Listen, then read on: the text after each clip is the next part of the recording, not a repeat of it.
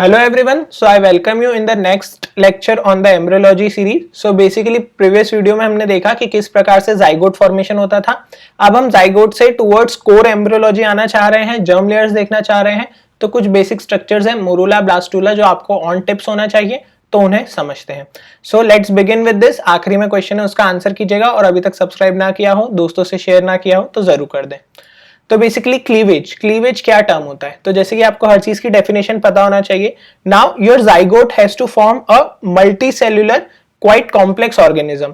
तो ऐसे एकदम से चीजें तो हो नहीं जाएंगी, तो बेसिकली वो आगे चल के काफी सारी प्रोसेसेस होगी जिससे वो इतना बड़ा ऑर्गेनिज्म बन सकता है. तो सबसे पहले जो जाइगोट है आपका, अभी जाइगोट आपका जोना पेल्यूसिडा में है. ओके, और बेसिक आपको क्या पता होना चाहिए कि अल्टीमेटली जब इम्प्लांटेशन होगा तो जोना पेल्यूसिडा विल डिसअपियर. तो अभी जाइगोट जब जोना पेल्यूसिडा में है तो वो rapid succession and mitotic division से बना लेता है blastomeres. Okay, you should know the definitions. So blastomeres बन गए. अब ये ब्लास्टोमियर्स बनने की प्रोसेस को क्या कहते हैं? Cleavage. Basically it is kind of division. अब क्लीवेज डिवीजन कब होते हैं? सो द टाइमलाइन अब से आपको सब चीजों की याद रखनी है और आखिरी में मैं आपको टाइमलाइन सम अप करके दूंगा. सो जो आपके क्लीवेज डिवीजन है वो स्टार्ट होंगे फर्टिलाइजेशन के तुरंत बाद और कब तक होंगे? इम्प्लांटेशन तक. ठीक है, इम्प्लांटेशन तक होंगे.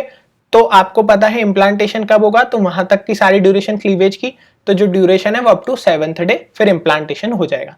तो ये बेसिक टाइमलाइन, बेसिक डेफिनेशन दिमाग में रखते हुए आगे बढ़ते हैं. सो अब इस प्रोसेस को समझेंगे. फर्टिलाइजेशन देख चुके हैं, अब हम देखेंगे क्लीवेज. ओके, क्लीवेज में क्या क्या प्रोसेस है? बेसिकली ये 3 प्रोसेस है: कॉम्पैक्शन, डिफरेंशिएशन, कैविटेशन. इसको कैसे मैं बोलूं? बेसिकली सबसे पहली स्टेज है कॉम्पैक्शन. ठीक है, बेसिकली आप कॉम्पैक्ट करना चाहेंगे. फिर मोरूला फॉर्मेशन. जो डिफरेंशिएशन है, डिफरेंशिएशन का मतलब क्या है? कुछ एक पर्टिकुलर आइडेंटिटी आ गई, एक नाम आ गया. अभी तक अनडिफरेंशिएटेड था, कोई नाम नहीं था, तो फर्स्ट आइडेंटिटी इज मोरूला. फिर मोरूला में कैविटेशन होगा, कैविटी फॉर्मेशन होगा, that will lead to blastocyst. So ये आपको पता होना चाहिए. अब हम इसे डिटेल में समझते हैं. So basically stage of compaction क्या है? जैसे कि आप देख सकते हैं ये आपका जाइगोट है, तो zygote will proceed from zygote to 2 cell stage, then 4 cell stage, फिर 8 सेल स्टेज. तो 8 सेल स्टेज तक ठीक है, बॉडी को कोई दिक्कत नहीं है. But at the 8 cell stage basically body will try to have maximal contact between the cell, क्योंकि 8 सेल स्टेज में अब वो चाहेगी कि बेसिकली सब पास आ जाए, क्योंकि इतने ज्यादा सेल्स आपको अकोमोडेट करने के लिए उनको डिस्टेंस कम करना पड़ेगा. तो 8 सेल पे आपको याद रखना है, आपका आएगा कॉम्पैक्शन. तो कॉम्पैक्शन कैसे होगा? जो आपके बाहर के सेल्स हैं वो टाइट जंक्शन बना के पोलैरिटी एस्टैब्लिश कर लेंगे और inner cells will form gap junction. So आपने इस प्रोसेस में क्लीवेज के बाद कॉम्पैक्शन देख लिया, tight cell junction, this is done. Okay, now what you need to know is, now we will go to differentiation. Differentiation मतलब आपका morula formation. So what is morula formation? Basically this. ठीक है, सो मैंने आपसे कहा कि कॉम्पैक्शन के तुरंत बाद है. कॉम्पैक्शन में नंबर ऑफ सेल्स कितने थे? 8. सो अब 8 के बाद क्या आएगा? 16. So morula is 16 cell stage. ठीक है, morula, M for morula, M for mulberry. तो मलबरी शहतूत एक पेड़ होता है, उसके जैसा दिखता है. So this is your morula. Now what you need to know about morula is differentiation. कह रहे हैं तो differentiate क्या हो रहा है? एक तो मोरूला है ना, और मोरूला फिर further differentiate होता है kind of outer cell mass और इनर सेल मास. ठीक है, आउटर सेल मास और इनर सेल मास का मतलब क्या है? ये आप देख सकते हैं, this is your inner cell mass और एक है आपका आउटर सेल मास. सो जो आउटर सेल मास है, अब इसको आप ऐसा समझ लीजिए, यहां से आउटर सेल मास को हम कहते हैं ट्रोफोब्लास्ट. ठीक है, ट्रोफोब्लास्ट, ट्रोफो का मतलब क्या होता है? न्यूट्रिशन. तो आगे चल के उसको न्यूट्रिशन प्रोवाइड करना है एम्ब्रियो को, तो वो बनाएगा न्यूट्रिशन का काम. न्यूट्रिशन कौन देता है? प्लेसेंटा. तो ट्रोफोब्लास्ट विल फॉर्म प्लेसेंटा. और ये जो आपका एम्ब्रियो प्रॉपर है, इसको कहते हैं एम्ब्रियोब्लास्ट, और ये पूरा एम्ब्रियो घूम के बना देगा. So this is thing you need to know basically. So cleavage proceed हुआ. 16 सेल स्टेज में you got morula. It is having outer layer called as trophoblast. Okay, and inner cell mass giving proper embryo called as embryoblast. ठीक है, ये चीज हो गई. And trophoblast will provide nutrition to the embryo. So this is all you need to know about morula. अब बात क्या होगी? अब बेसिकली आपने ये मोरूला देख चुके हैं. सो अब हम क्या देखेंगे? इस चीज को. तो ये चीज क्या है आपकी?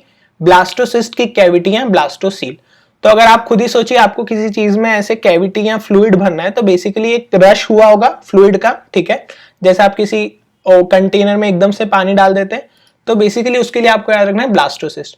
तो अब टाइमलाइन भी देखते चलिए. अभी हमने देखा ये कॉम्पैक्शन से डिफरेंशिएशन हो गया, अब हम देखेंगे कैविटेशन. ठीक है, तो यहाँ पे कैविटेशन जो ब्लास्टोसिस्ट का फॉर्मेशन है, ये 4th से 5th डे के बीच में है, तो मैंने इसको आखिरी में 4.5 डे लिखा है। सो अब क्या हो रहा है, अब आपका जो मोरूला था वो 16 सेल स्टेज है, वो 16 सेल आगे चल के 32 बनाएगा और उसको कहेंगे एडवांस्ड मोरूला, ठीक है। और ये जो एडवांस्ड मोरूला है ये बेसिकली एंटर करता है आपका यहाँ पे यूटेराइन ट्यूब में, ठीक है। तो ये जैसे आप देख रहे हैं मोरूला, तो ये एंटर कर गया इधर, है ना। अब मोरूला ने यहाँ आके बना दिया ब्लास्टोसिस्ट। सो ब्लास्टोसिस्ट की डेफिनेशन क्या है, एज द 32 सेल स्टेज मतलब एडवांस मोरूला, ठीक है। अब उसमें फ्लूइड पास हो गया, कहां से, यूटेराइन कैविटी में, क्योंकि यूटेराइन कैविटी में आ चुका है तो फ्लूइड पास हुआ, और फ्लूइड एकदम से आप वही सोचिए रश हुआ, तो जो आपकी लेयर्स थी वो सेपरेट हो गई, तो सेपरेट हो गया inner cell mass outer cell mass से, ठीक है। और जैसे जैसे फ्लूइड बढ़ते जाएगा मोरूला बेसिकली एक सिस्ट फॉर्म में दिखेगा आपको, ठीक है। और साथ ही साथ अब जो ट्रोफोब्लास्ट है वो फ्लैट होते जाएंगे, और जो इनर सेल मास है वो आपका एक ही साइड के ट्रोफोब्लास्ट से अटैच होगा, दैट इज ये स्ट्रक्चर, मतलब ऐसे देख सकते हैं आप अटैचमेंट, और ये आपके फ्लैट हो चुके हैं। So this is what leads to the formation of blastocyst. अब ब्लास्टोसिस्ट का एम क्या है, ये आपके एंडोमेट्रियम है, तो यहाँ पे इम्प्लांटेशन होना है, तो अब ये जोना पेलुसिडा को हटाना चाहिए, तो अब उसको देखेंगे हम, ठीक है। तो ये चीज हो गई आपकी। अब तो ultimately what is blastocyst, morula has now become a blastocyst and its cavity is called as blastocoel, ठीक है। सो अब हम बात करते हैं बेसिकली ब्लास्टोसिस्ट, ये थोड़े से टर्म्स है जो आपको पता होना चाहिए। अब जो ब्लास्टोसिस्ट वाला साइड है जिसपे इनर सेल मास अटैच होता है उसको कहते हैं एम्ब्रियोनिक या एनिमल पोल, और उसके अपोजिट हो जाएगा एब एम्ब्रियोनिक पोल, ठीक है।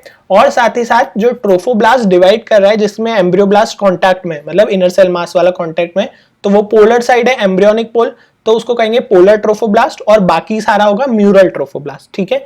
तो ये जस्ट कुछ बेसिक टर्म्स हैं, आप कभी भी कुछ बुक पढ़ेंगे तो उसमें अक्सर लिखा रहता है, तो ये आपको पता होना चाहिए। अब क्या होगा, मैंने आपसे क्या कहा, आपका ब्लास्टोसिस्ट ब्लास्टोसील है ना वो रेडी है, अब आपको उसको इम्प्लांट कराना है। So in order to implant you need to send off zona pellucida. So thinning होगी जोना पेलुसिडा की, ठीक है। और जोना पेलुसिडा की थिनिंग शुरू हो चुकी है, और डिसअपियर कब होगी, 5th डे में। डिसअपियर होके एक पूरी प्रोसेस चलेगी, और अल्टीमेटली इम्प्लांटेशन होगा 6th to 7th day after fertilization. So this is nothing much complex, एक सीक्वेंस याद रखना है, जैसे कि यहाँ पे हमने देखा cleavage, compaction, differentiation, cavitation, cavitation के बाद जोना हैचिंग, है ना। जोना हैचिंग के बाद ये देखिए जोना हैचिंग होके ये इम्प्लांटेशन हो चुका है। अब इसके आगे की प्रोसेस हम आराम से बाद में देख सकते हैं। सो ये पूरी एक सीक्वेंस में आप करेंगे तो आपको सही रहेगा, है ना। तो ये चीज आपको पता होना चाहिए। सो ये चीज हमने देखी कि बेसिकली अब आपका जो है हैचिंग हो चुकी है, और हैचिंग के कारण क्या है, तो हैचिंग में आपका इम्प्लांटेशन हो चुका है 6th to 7th day after fertilization. So cleavage आपको प्रोसेस समझ में आ गई। सो क्लीवेज का अल्टीमेटली एम क्या है कि इसमें आप एक यूनिसेल्युलर फर्टिलाइज्ड जाइगोट को, एक बहुत जिसका साइटोप्लाज्म और न्यूक्लियस रेशियो काफी एक्सेप्शनली लार्ज है, उसको आप ब्लास्टोमियर्स बना के एक कॉम्पैक्ट स्ट्रक्चर बना के आगे चल के एक मल्टीसेल्युलर ऑर्गेनिज्म बना सकते हैं। So this is just basic of cleavage. सो ये आपको पता होना चाहिए, and this are the basics of embryology as well. So ultimately अब आपसे मैं जल्दी से टाइमलाइन पूछता हूँ। 2 सेल स्टेज बनती है 24 आवर आफ्टर फर्टिलाइजेशन। मोरूला बनना शुरू हो गया, मोरूला बन गया 3rd डे।